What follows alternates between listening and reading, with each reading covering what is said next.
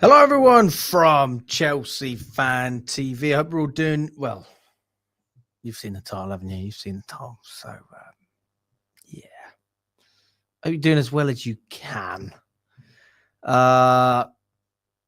of a sad day, really. Should have asked for a different thumbnail. Like the title, really. It's a sad day, but let's try and distract ourselves. Can't believe it. Tottenham have won a trophy. They actually won a trophy. Big Andrew's right. He said, I always win things in my second season. It's actually done it. It's actually fucking done it.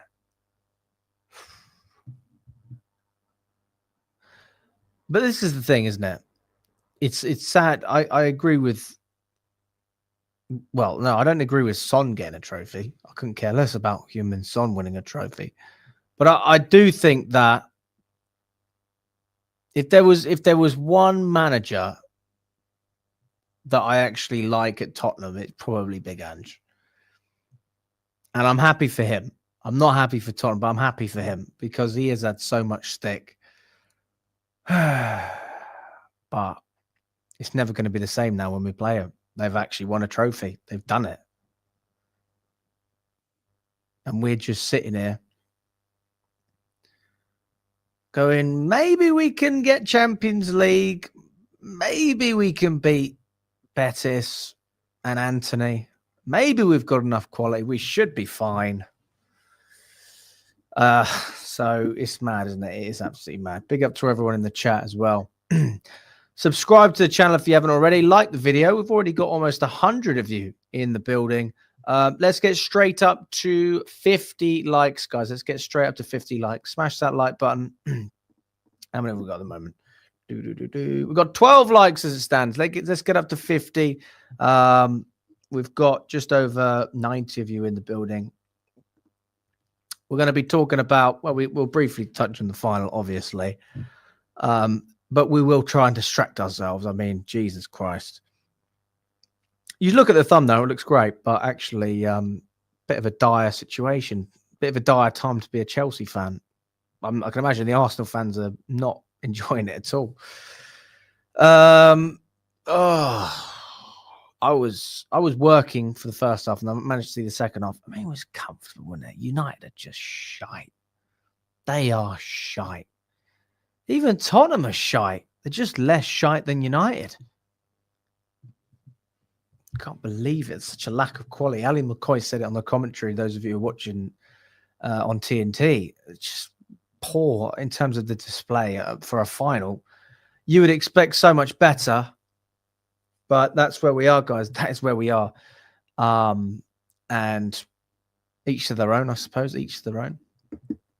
Could be worse. Could have been a Champions League. I guess at least it was the Europa League. But they are in the Champions League and we're not yet. So we've got some catching up to do.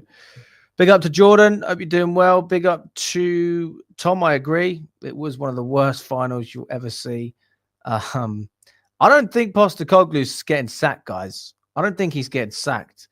I think he's walking away from the job. He's going, fuck that. I don't want anything else to do with this football club. You are all bums. Daniel Levy, you're a bum. I don't want to work with you. Your fan base, they don't understand what I'm working with and what I'm dealing with here. The fact that he's been able to win a trophy at Tottenham is a miracle. Say whatever you want about the quality of the competition. If it was that bad, Mourinho would have won it. Other managers would have been able to pick up some silverware, and he's actually done it. So I do take my hat off to Postecoglou. I do.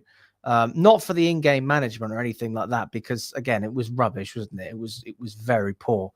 But I do give him credit in the sense that he said he was going to do it. He's done it. So for me to criticize that, well, I mean, you can't. He's literally done what he said he was going to do. And that is a testament to his character, because I do believe that Postecoglou will get another top job. And I'd like to see him at a club where he's properly backed. I'd like to see him at a club where he genuinely has the capabilities to go out and have players capable of playing that style of football. and winning consistently, because Tottenham ultimately that they are a B-Tech club. They're not one of the top clubs anymore. They're sort of, I think they're dropping out of the top 6, to be quite frank.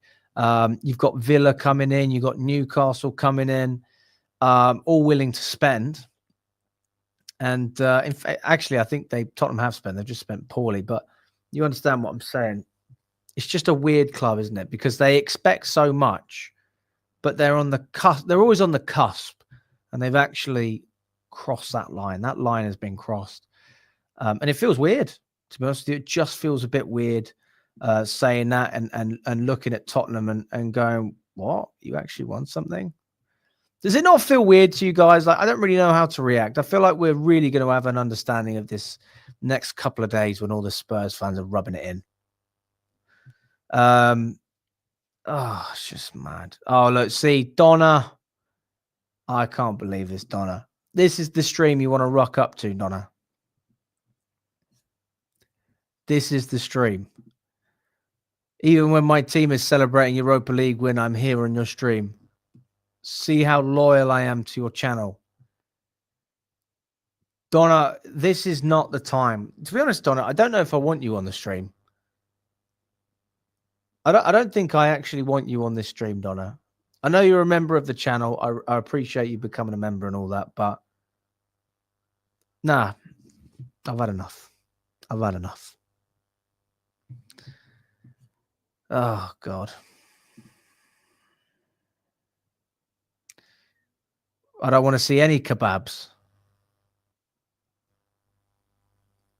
I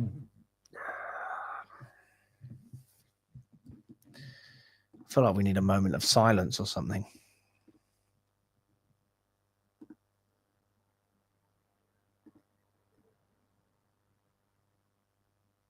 That's what I feel like. I feel like we need a moment of silence.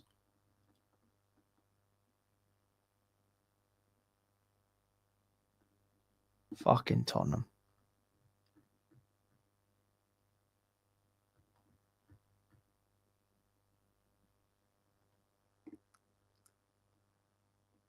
I'm grieving here. Give me a minute. I'm grieving. Although I will say this, I agree with everyone that says, let's just laugh at United. I agree with that. Oh, they are rubbish, United are rubbish. And look, you know what, Jim? This is what you get, Jim. This is what you get. You didn't even turn up to the Women's FA Cup final at Wembley to support. We even Begdad Barley. We had, what's his name? Alexis Ohanian, the new investor in the women's team with Serena Williams. We had Todd Bowley there. All of these guys that run Chelsea. And we know that they care about profit. We know that. But they all came to support the team. And you didn't even want to come and support Man United. So you know what? You fucking deserve everything that you get. You don't even pay your own staff. You don't even pay for your own staff to go and watch this match. And you expect unity and togetherness and quality and team spirit and a high morale.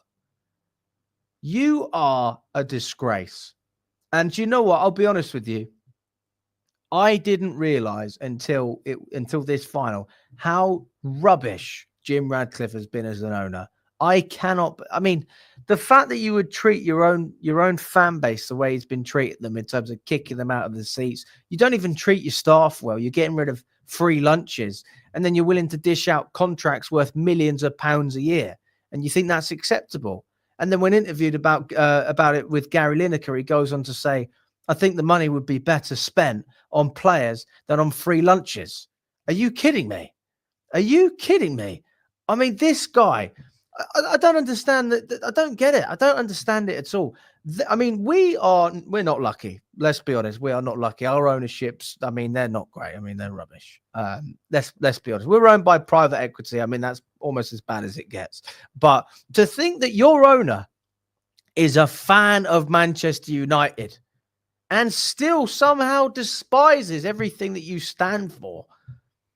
What does United stand for? You would like to think that it's a club with a little bit of, a family feel. Even though it's a big club, that's what they've always had, isn't it? And the way that they treat people now is nothing short of a disgrace. So, Jim Radcliffe, I say this, you deserve everything. You deserve it all. And I'm glad for that reason that United didn't get anything out of this game, because you are just not fit to run an organization like Manchester United. Not in that way. I mean, I'm not even talking about football. I'm talking morally. Morally, it is wrong the way that he has run that football club. And I understand you have to cut costs, but there's a way of doing it. And I think that even for the final, you should have absolutely subsidized people's travel and accommodation and given them tickets to the games. And the fact that you didn't is nothing short of a disgrace. I think that Man United deserve everything that they're getting right now. I think they deserve it all. And I will spam the laughing emojis in the chat. Spam the crying emojis. All right, let's look. I know that Tottenham have fucking done it. Let's just distract ourselves for a minute. Let's have a bit of fun. All right, because we can laugh at one team. So let's laugh at them, and then we can talk about a more serious topic, which is Tottenham have actually fucking done something. I think United are in the mud. And now, the good news from a Chelsea perspective, whether you like it or not, if we have to compete with United for Delap, we have a clear advantage in terms of European football. And I think that's certainly going to be a factor. So I'm very, very happy that we at least have some sort of pull as a club. If we get Champions League, then we'll be in a much better position, because we're having all these conversations about Rodrigo and fearing João Pedro. I'm like, fucking hell, guys. Really? João Pedro? That's what you want? Anyway, we're going to break it down. But let's talk about Tottenham as well. Thanks for the super chat, Alex. I appreciate it. Tottenham are, honestly, when I look at Tottenham, I believe that club is, I still believe that club is cursed. I think they're cursed. But for whatever reason, Postecoglou, I don't know what it is. I honestly think that the best way to describe it is just aura.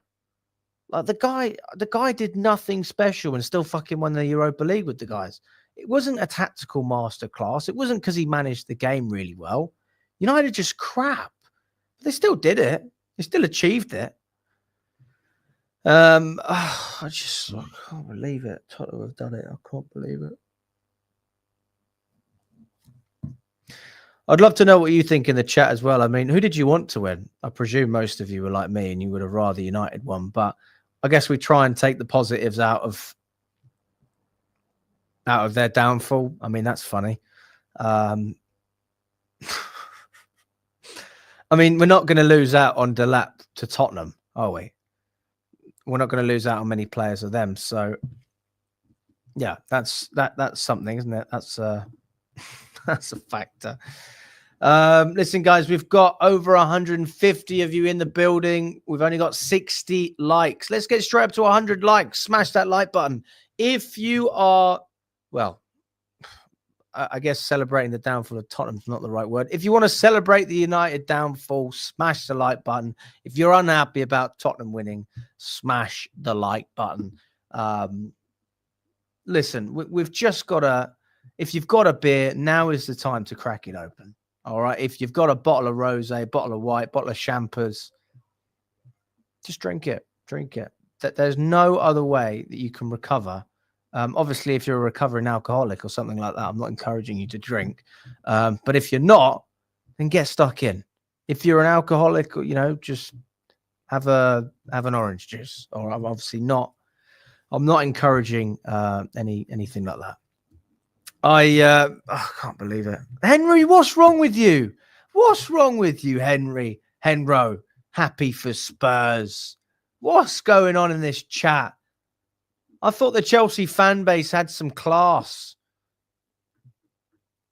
Well, that's not the right word. Some pride. Fuck Tottenham. I'm happy for Postecoglou, not Tottenham. You supported Tottenham. Oh, he supported Tottenham. No one here is happy for them. Absolutely.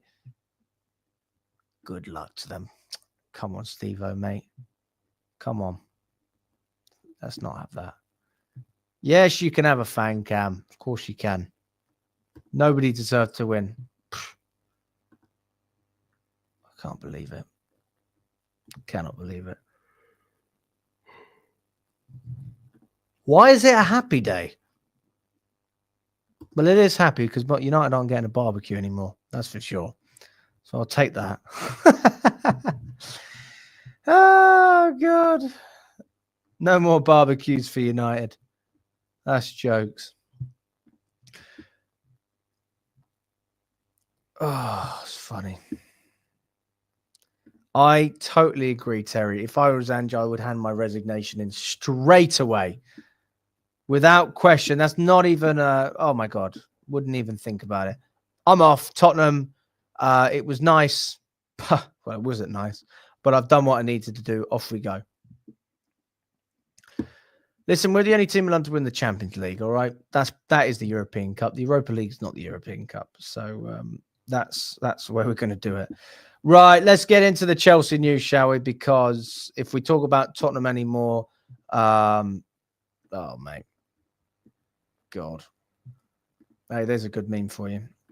The lap to Manchester United. If you don't laugh, you'll cry. If you don't laugh, you will cry. Oh, God.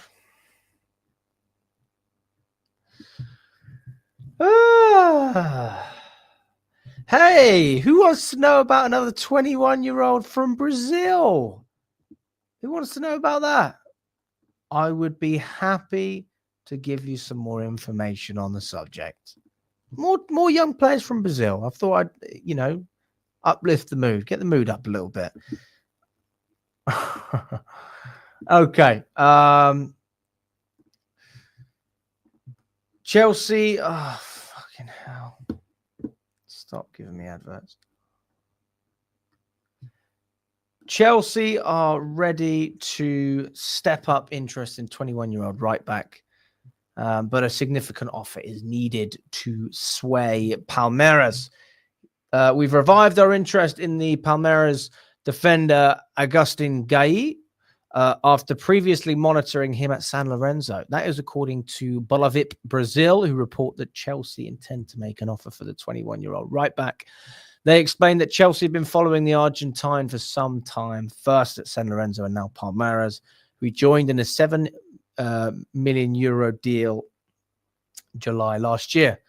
They now want to get serious, but Palmeiras don't intend to sell. Guiu has been a standout player for them and crucially is locked into a deal until 2028. Chelsea see the youngster as a signing for the future, but Palmeiras are in no rush to negotiate. They see Guiu's potential as well and would only let him go for a significant offer. They value him higher than the €7 million they paid a year ago. If Chelsea do not make an offer, negotiations promise to be long. The Brazilian club have a strong position and do not need to sell at this moment in time. Of course, money always talks, and Chelsea has not been shy in paying big sums for youngsters over the past 2 years. Whether they want to do so for Gueye remains to be seen. So that is the long and the short of that particular transfer. I've never heard of this player. I don't have many thoughts on this player.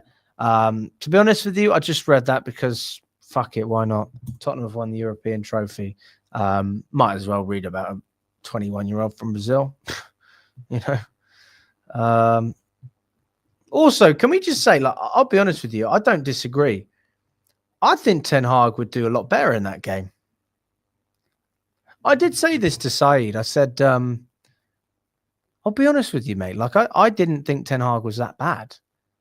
I knew he was working with a difficult squad, but I mean, Amorim's had a shocker, hasn't he? No changes, really. Not until late. Very disappointing from a United perspective. I mean, it's very disappointing. Now, according to The Guardian, Jacob Steinberg has had a little bit to say on Enzo Fernandez. Now, we heard earlier on about Rodrigo. We are going to touch on Rodrigo, so don't you worry. But when it comes to Enzo Fernandez, this is a player that, well, I personally want him to stay. I know some people think I hate the guy because I criticized him at the beginning of the season when he was poor, and he was poor. But I've also said he's been our most improved player, arguably one of our most improved players this season. No doubt about that. He really fits what Maresca's doing. And yeah, I guess that one of the things that's been thrown around is this £107 million that Chelsea paid for Enzo Fernandez. And are we going to invest more? Sorry, not invest more, except a hire which is significantly more than what we originally paid. So would you take a 10 million profit, a 20 million profit, which would be 127 million if you would sell Enzo Fernandez, 30 million, 40 million, 50 million? I don't think you consider less than 50 to even have a conversation. But yeah, we did hear that Chelsea would want more. That was according to, I think, Nazar Kinsella. But according to Jacob Steinborg, it's very, very different. It's a case of Chelsea not even having an intention of selling Fernandez, and are determined to see off any attempt by Real Madrid to sign the player this summer. He also says there's no indication that Enzo Fernandez is unhappy at Chelsea. He would need to make a huge fuss to force an exit. There are also doubts over whether Madrid have the funds required to tempt Chelsea into a sale.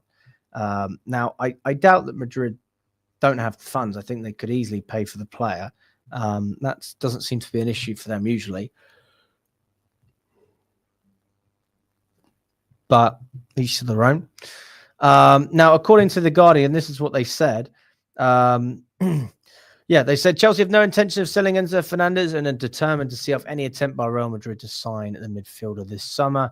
Xabi Alonso, who's due to take over from Carlo Ancelotti as Madrid's manager, is looking to add more control to his midfield, and Fernandez is one of the names on the club's shortlist. The La Liga side are also tracking Alexis McAllister from Liverpool and Hugo Larsson from Eintracht Frankfurt.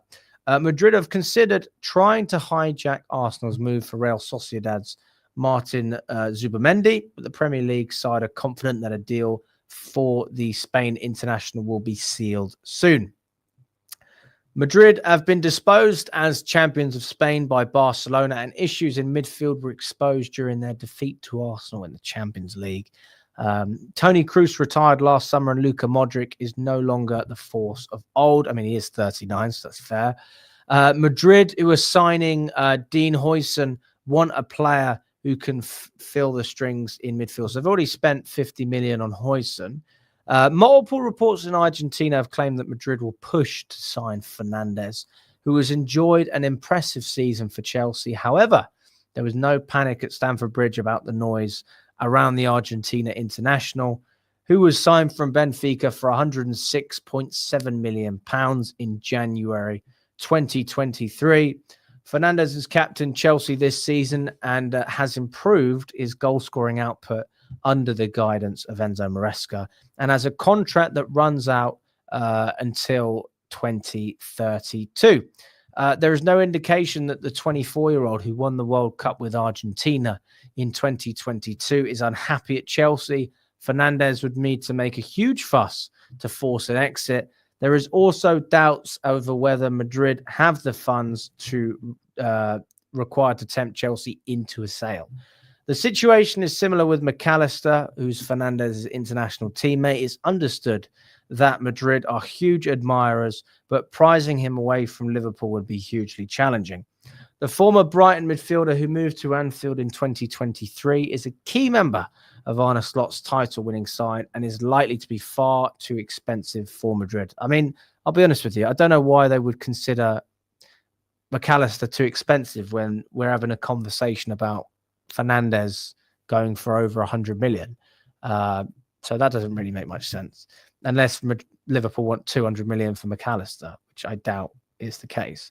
Larsson is a 20-year-old Sweden international, and he represents a more affordable option. The midfielder has scored 3 goals in 33 appearances in the Bundesliga for Frankfurt this season. Frankfurt have qualified for the Champions League and are canny sellers. What does that mean? What does canny mean? Does that mean frequent? Canny definition. I don't know what the hell canny means, to be honest. Should know, but I don't. Okay. So basically what they're saying is that Frankfurt will sell. That's basically what they're saying. Fair enough.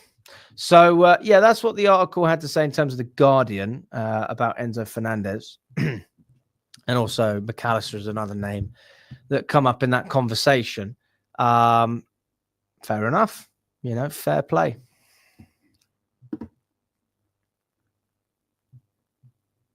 What are we saying in the chat? Valverde plus 60 million for Enzo. It's a pretty good offer, to be fair. I'll take that. Valverde is really fucking good. I think if they are serious, 150 million is a realistic price tag. Because why would we sell him unless it's for a huge profit? We literally have unbelievable midfield depth. Unbelievable. And we're going to have, look, we're going to have Asugu in the midfield. We're going to have, obviously, Caicedo in there. So that's the cover. You got Lavia. We know Lavia's class. And you're obviously having Fernandez and Andre Santos. So much quality in there. Palmer just in front. If you're looking for depth, you've got João Felix. You've got Chukwuemeka. We'll have to wait and see what happens on that front. But, yeah, I think ultimately we look at it and try our best to... I think we just retain that. I mean, you don't spend all this money and take such big risks signing young players if when you then get those players actually clicking and you're happy with them to sell them on. I mean, that's just criminal. Sell the shit ones. Sell Ugachukwu. Sell Dewsbury Hall. What is it that they said? Someone said earlier on today, they said Dewsbury Wedding Hall. More like Dewsbury does fuck all. But they both work. I suppose Wedding Hall's a little bit more PG. I'll give you that.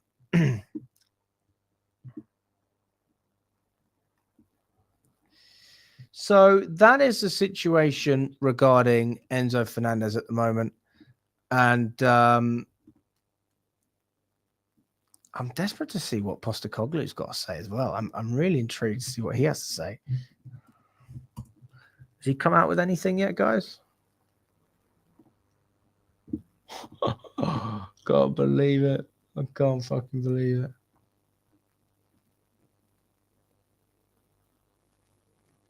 Oh, wow. So Postecoglou, he's come out and says he doesn't feel like he's finished his job at Spurs and wants to build on this. Wow.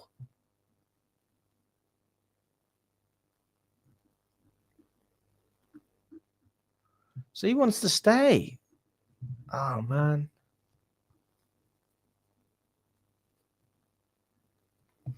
I don't think he's going to get sacked either, to be quite frank.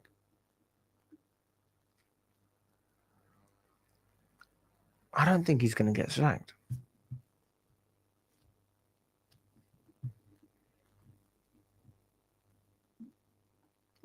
I think he'll honestly stay after those comments. I mean, that's what he's come out and said. I want to watch the press conference, to be fair. Would it be weird of me to react to that? It's all relevant, isn't it? Dewsbury Hall. That's another one.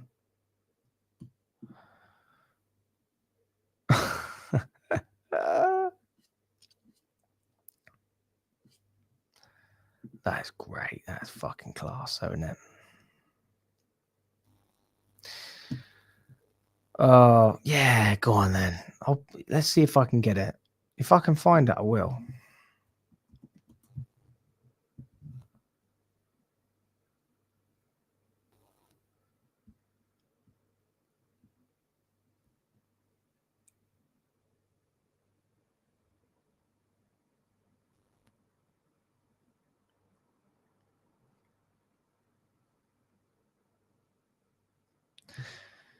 Honestly, I don't know where it is. So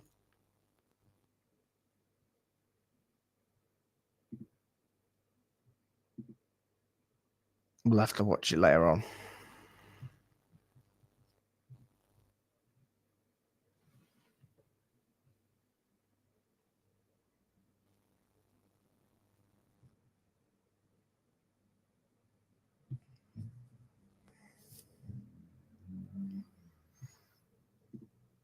Who knows? Who knows? Let's move on.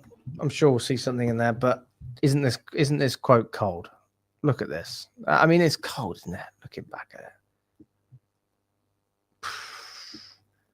We all laughed at that man. He's actually done it. We fucking laughed at him. I laughed. Don't tell me you didn't laugh. I laughed hard. I laughed very hard. Anyway, let's move on. Another player that we've been linked with is João Pedro. Fabrizio Romano wrote an exclusive about the player, and this is what he had to say.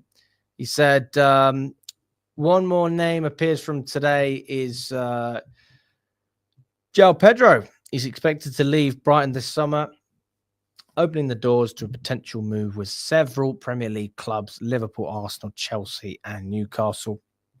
Among those attentive to this opportunity for one of the most interesting talents in Europe. I'm not sure if that's how I'd describe him. But if you look at his stats, 30 goals and 10 assists in 2 seasons, not bad. It isn't bad, is it? It's not the elite level that we really want. But it's not bad. I will say that. He's looking for a new opportunity. Liverpool, Arsenal, Newcastle, Chelsea, all keen. I think when we see the price tag, that might change. Sources confirm he is looking for a new opportunity. He won't break his relationship with Brighton, but his camp have also started contacts to explore opportunities in order to start discussions with Brighton at the right moment. With many top clubs in England looking for a striker like Liverpool, Arsenal, and Chelsea, and Newcastle. Pardon me. Come on, Alex. João Pedro will become an attractive option to consider in the upcoming weeks. The real crucial point of this story for Liverpool, Arsenal, Chelsea, and Newcastle will be the transfer fee, as Brighton are well known for being strong and difficult in negotiations when it's time to sell their best players. It has already happened in several cases like Marc Cucurella, Moises Caicedo, and more.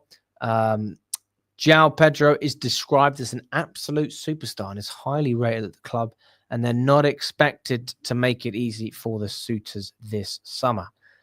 They could accept £60 million for him. £60 million. Now, for me, I'll be honest with you, he's not worth 60 mil. We paid about, 35 million for Nicholas Jackson, and I think his stats are probably slightly better than Jackson. So if you're going to say anything to max it out, I'd probably say 45 at a max. And that's still, for me, big question mark over whether I would prioritize this player. Anyway, the understanding is that the potential proposals around a fee of 60 million for João Pedro could prove attractive in order to advance and try and negotiate with Brighton. But this will be important to check in the upcoming weeks when the clubs start concrete choices. Now, in terms of the Brighton players, he has pretty good stats. He's played 30 matches. He's got first in terms of GA, 17 GA this season. Shots per game, he's third with 1.67. Got the best conversion rate, 58%. Now, that's something that I'm sure is better than Nicholas Jackson because his conversion rate's been poor. Well, I think much worse than this. I don't think it's near 60% conversion. Key passes, we've got him in second. Successful dribbles, he's a dribbler as well. Scored 5 out of 5 penalties. And his overall score rating is 7.16. So his general performance seems to be all right. So, I mean, when you look at it like that, he's obviously a key player for Brighton. And that is probably more reason why they pushed the price up. Not because he's actually worth that amount, but he's worth that to them. He's one of their best players. So you can understand why they drive a hard bargain. He's opened the door to a move, and the football industry has received a clear message about in recent days. It's one to watch with a big impact, offering one more chance in terms of a striker to several clubs. Newcastle were already on the verge of signing João Pedro a few years ago. Now they could be among the clubs interested in the Brazilian. This has just started, but it's up to Brighton too. Now, for me, I'm not going to sit here and say a massive thumbs down, but for 60 million, I will. If you're getting the guy for 40, maybe 45 as a push, I can appreciate that he's a good player. He's not a bad player. He make us a little bit better. He gives us more depth. You could say 15 million quid though and just get the lap, and I think the lap is honestly enough to give us a totally different option that can still help Jackson and give us a little bit more variety in terms of what the strikers we have can offer. And I think that, from that perspective, from that point of view, it's hard to argue against Delap if you're comparing him to João Pedro. Then you pick Delap, for me at least. If you don't care about the money, there's an argument for João Pedro. There is an argument. He's got a great conversion rate. I will say that. But both of those players are irrelevant if you're not going to get Osman and Gorkarez as well. If you're not going to even put offers in for these guys, then it's a pointless conversation. It's a pointless conversation. I think there's a lack of ambition. There's a lack of desire. Oh, God, look. Oh, my God. That is brilliant. I shouldn't really laugh at this, but God, I saw this at the City game as well. I saw a young City fan crying. And I have to admit, doesn't that crack you up? I mean, it does crack you up. Obviously, fair play to him watching his team in the final, but had an absolute nightmare. Oh, it's brilliant. Oh, God. If you don't laugh, you'll cry, guys. Again. Let's just try and think about the fact that United lost rather than the fact that Tottenham won. Moving on with some of the transfer news. Leroy Sané. Apparently, Arsenal have pulled out of the race to sign Leroy Sané. That's according to Sky Germany. I don't even think we've been linked with the player. For me, he's not a player that we need to bring in anyway. So, we'll see what happens there. Now, something else that's brand new is Chelsea's owners are working to beat Leeds, Liverpool, and others to the signing of 18-year-old Lennon Miller from Motherwell. Blueco are working to take the midfielder who is considered one of the best teenagers in British football to Strasbourg. Now, listen, if we can get this deal and get it done to Strasbourg, this is one of the positives of where they finish is we're still in control. Yeah, so our loan, our ability to loan players to Strasbourg is not going to be affected because we won't be playing in the same competition as them. In fact, I don't even think Strasbourg will be playing in Europe. So it's a bit of a shame because they did bottle it, if we're honest. But they still had a good run, and we got a lot out of it in terms of Petrovic's development. And Andre Santos Moreira also made the French Liga team of the season. He's playing as a left back. So good to see them all thriving. I mean, you can't complain, can you? I've never heard of this particular individual from Motherwell, but obviously he's got something. But for me, I think, our priorities, I think we need to prioritize the key positions. And we've already come out and said that we want a winger, a centre-back and a striker. I don't mind us signing those three positions. But for me, you sign a striker and a centre-back first. Those should be your priorities. Or you just spend the money, right? If you wait a long time and then you get Osman later on, look, we say, why couldn't you get this deal done earlier? But at least you got it done. Oh, God. More on João Pedro as well. Chelsea are exploring a deal for Brighton striker João Pedro, and it's understood they held a meeting on Tuesday. Would be willing to offer around 50 million with the possibility of other players being offered in the deal, potentially even on loan. Oh, God. That's not good, is it? That's according to the Mail. So we had Give Me Sport with Fabrizio saying 60 million is the valuation. The day before that, we had Caught Offside saying 70 million was the valuation. And now we're having the Daily Mail saying Chelsea are ready to offer 50. pretty standard negotiating, although I would have lowballed a little bit more. But I think they spent about 35 million to buy him anyway. So you would expect Brighton to be looking at a profit for this particular player. Listen, he's 23 years old. And they cost 30 million. So 30 million from Watford. 50 mil for me. It doesn't make any sense when you could just spend 20 million less on Delap. I don't see why. I don't see why you spend the extra 50 million. What are you getting for that?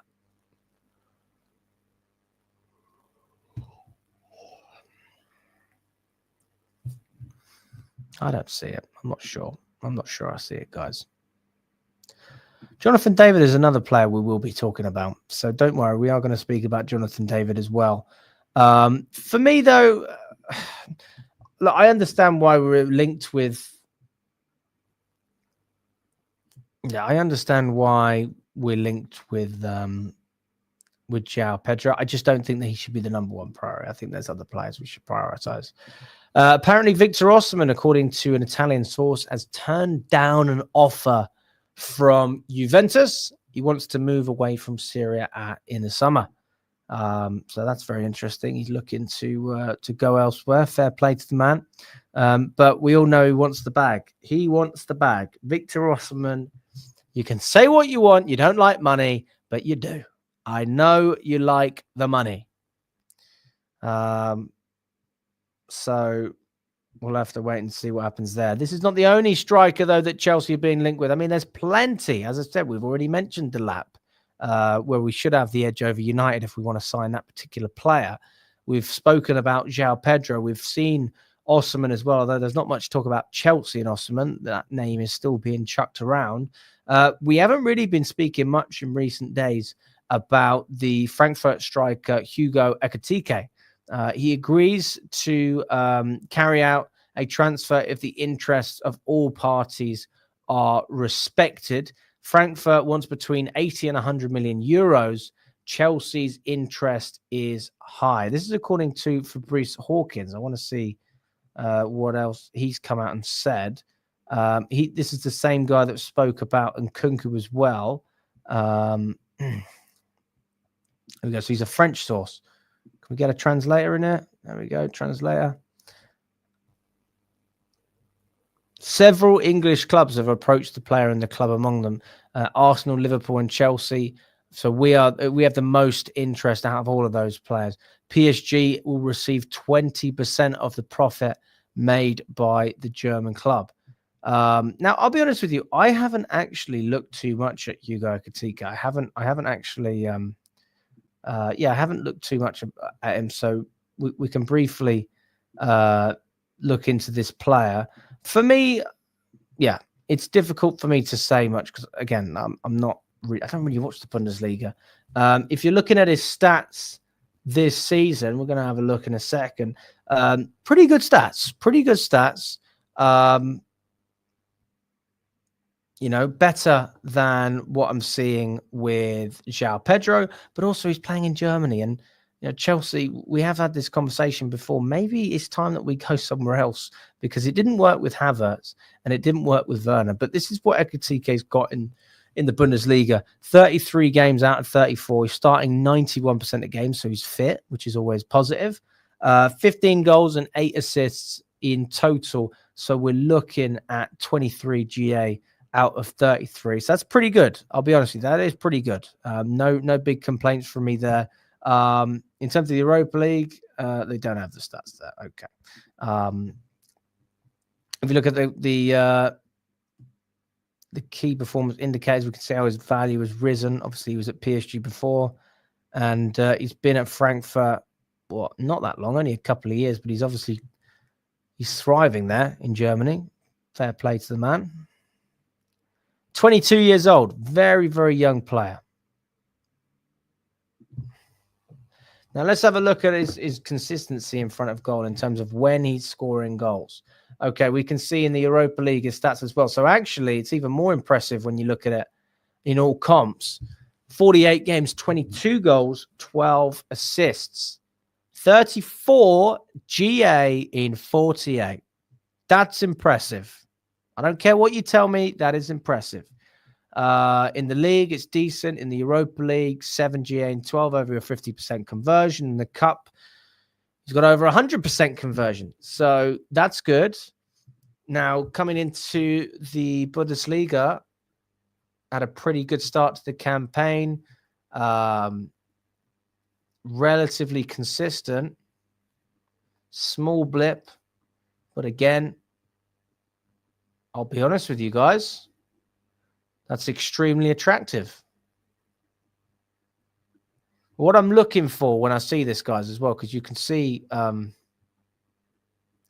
here the goals is this side, the blue ball, and the assist is the green ball. All I'm looking for is for the goals and assists to be spread out over multiple games. We're not looking at 5 goals in one game. We're not really interested in that. Although if you're doing that and scoring consistently, that's obviously a bonus. We're looking to see that they're spread out and we're not having long droughts without goals and assists. And that is exactly what we're seeing. We're seeing lots of goals, goal here, 2 games out. And then we have 5 games in a row, getting 6 goals in 5 games. Yeah, he doesn't score in 3, but then he scores in the next 3. Has a couple of games without it. This is probably as quiet as it was from game week 22 to game week 28, but I think we could live with 6 games. 2 GA in 6 is not the worst I've ever seen. So very impressive in terms of the league form. In terms of the Europa League, he had a great start. Bit quiet against Besiktas, although he didn't start that game. Didn't start against this team either. He's come off the bench a number of times, actually. I wonder why. I'm not sure why. Goals spread out, but still pretty consistent. Pretty consistent. And in the Cup, that's what he's done there. They obviously lost to Leipzig. Yeah, I mean, I'll be honest with you guys. For me, this is much more attractive. I don't have an issue with that one. Maybe this is a player I should look at more often because I haven't spoken about Ekitike, mostly because I don't know that much about him. Take goal, Stephen. Yes. It's all about the bag, Alex, regarding transfers. Crown Lake ain't offering any bag but pouches. Hey, listen, Stephen. Listen, this is the thing. We know they want money. We know that's all they care about. But, I just want to see what's out there. See what's about. No point just burying our head in the sand.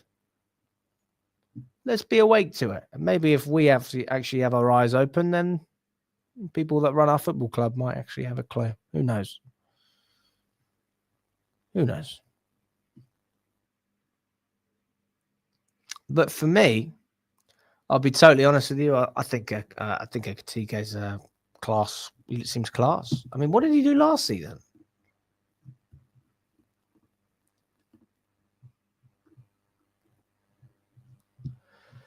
Bundesliga last season, very quiet. 14 games, 6 goals, 6 GA. Much better this season than last season. So he is a one-season wonder as it stands, to be fair, guys. It's not like, he's been great for a long period. He's had one good season. Difficult to justify paying that money for one good season. But those stats are great. Can't deny it. Cannot deny it. So in terms of Ekitike, that's what we've got there.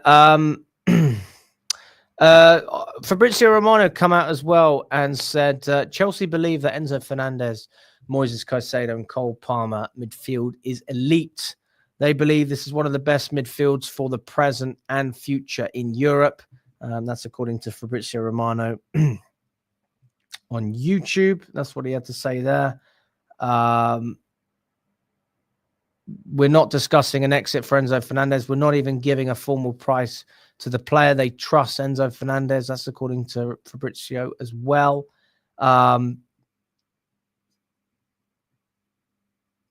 Yeah. The Guardian has come out speaking about Liam Delap amid interest from not just Chelsea, but Newcastle as well. Chelsea and Newcastle are providing fierce competition for Manchester United in the race to sign Liam Delap. That doesn't surprise me whatsoever. The reason he's an attractive offer for any of those clubs is because, you know, it's cheap. It's cheap as chips. So, of course, you're going to pay 30 mil. It's not a lot of money, is it? It's not much at all. Yeah, apparently Delap has already spoken to executives at United. This is according to The Guardian, as I just mentioned. And the contract that he's talking about at United is 150,000 a week. Talks with several other clubs are being anticipated, and it is understood that Chelsea and Newcastle have been wooing the 22-year-old behind closed doors. Newcastle are looking to add more depth to a small squad and are understood to have made it clear that they feel like Delap can play in tandem with their star forward. Alexander Isak, Eddie Howe will also need to have an alternative to Isak, and he's reportedly set to undergo a groin surgery at the end of the season if Newcastle seal qualification for the Champions League this weekend. Delap has enjoyed a breakout campaign since leaving Manchester City last summer, scoring 12 goals in 39 appearances, and represents an affordable option for any clubs looking to sign a striker this summer. There is no chance of him staying at Ipswich, who had looked into renegotiating the terms of his departure at one stage, but are now resigned to him leaving. A deal within weeks would allow all sides clarity well before pre-season. At least one interested clubs would have seen their hopes of signing Delap dashed after being made aware that he wants to play at the highest possible level.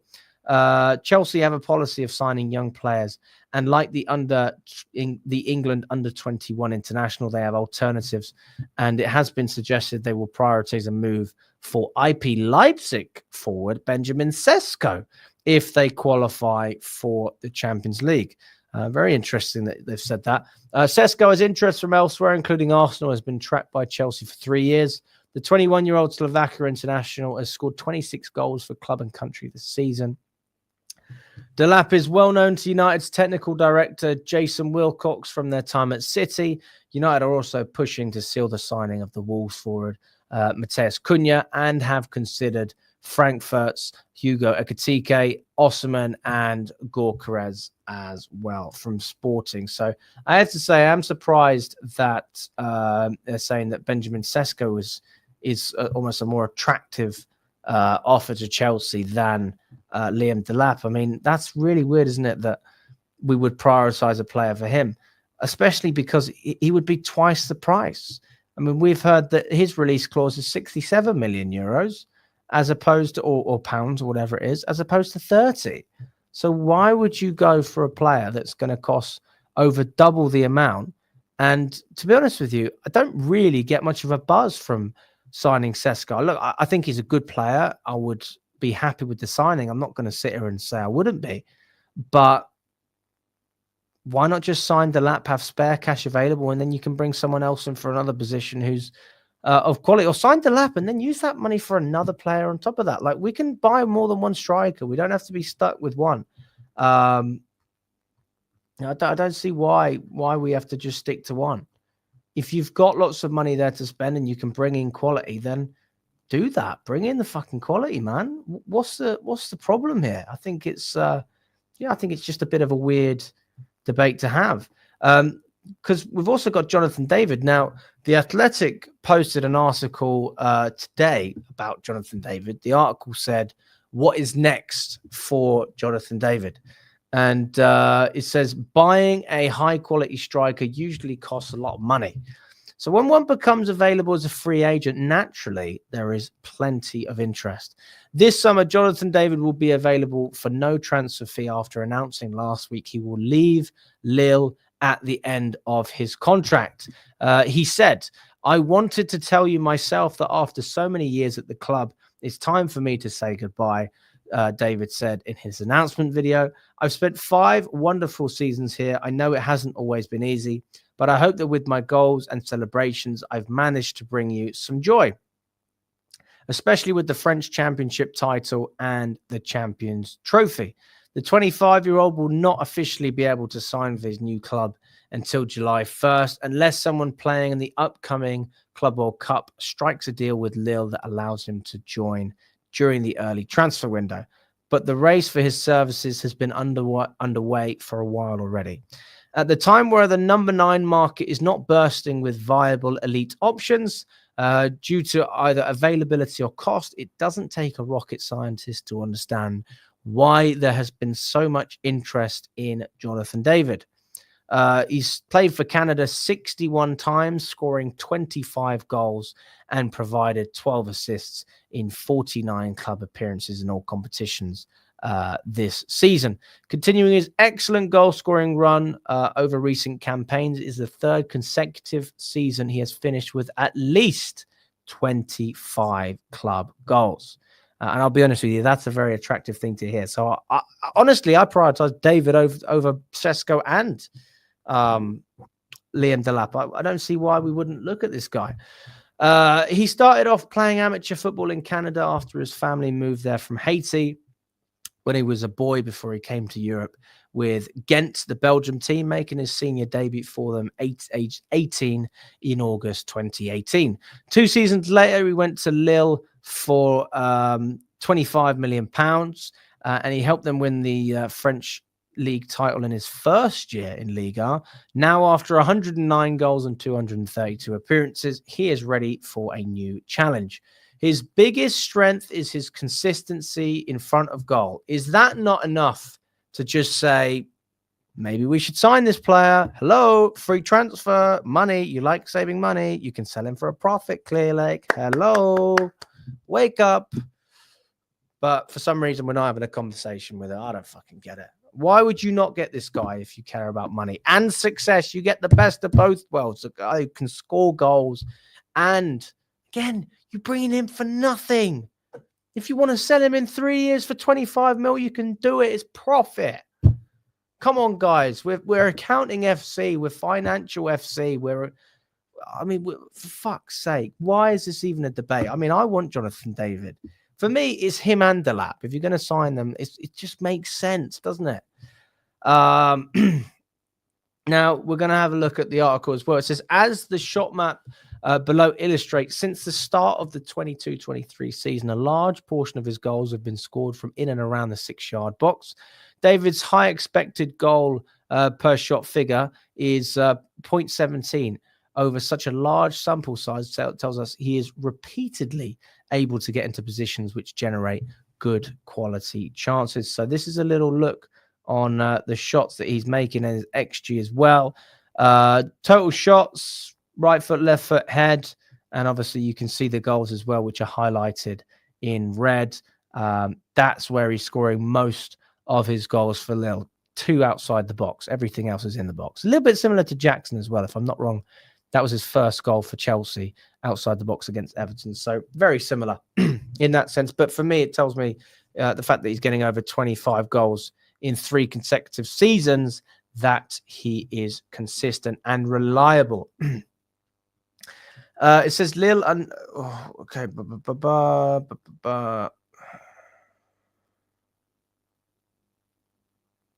Lille are not such a force in league that they annually rival PSG's dominant status as serial title winners, but mostly been involved in the fight for Champions League qualification during David's time with them.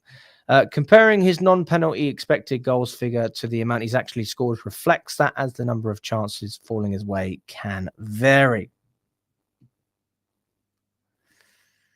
How his goals compare with his expected goals over time? Pretty good for the majority. If the blue is above the red, basically it means he's outperforming what he is. So it's quite mixed. Yeah, relatively mixed.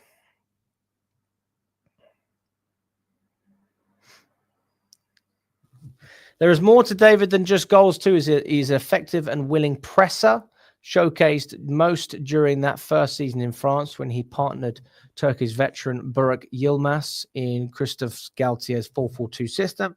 His role changed when Paulo Fonseca took over in summer of 22, with the Portuguese turning into an all-action number 9 tasked with providing more penalty box presence and carrying greater goal-scoring responsibility.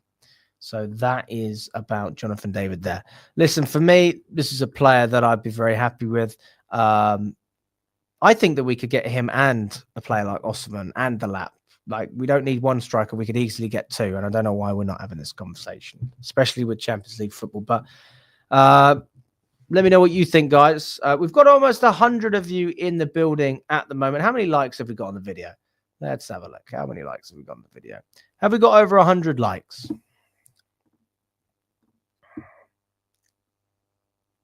78 likes on the video. Guys, smash that like button. Let's get up to 90. Okay, we're on 103 now. Okay, where did that come from? That must have been extremely delayed. Oh, fair enough. Well, big up to all of you. I appreciate that. That's very kind. Smash the like button anyway if you haven't. And yeah, I'm going to wrap it up there, guys. Listen, all in all, I think that we could be very happy with the fact that United lost, but it's going to be a long summer listening to Tottenham fans talking about how they won, especially if we don't win the Conference League. That'll be even worse. And if we don't get Champions League, God, more reason for us to do it. Please, Chelsea, please. Listen, guys, I appreciate you all jumping on. I hope you enjoy the rest of your evening. I will be back at 1 p.m. tomorrow on another show going through all the latest Chelsea news.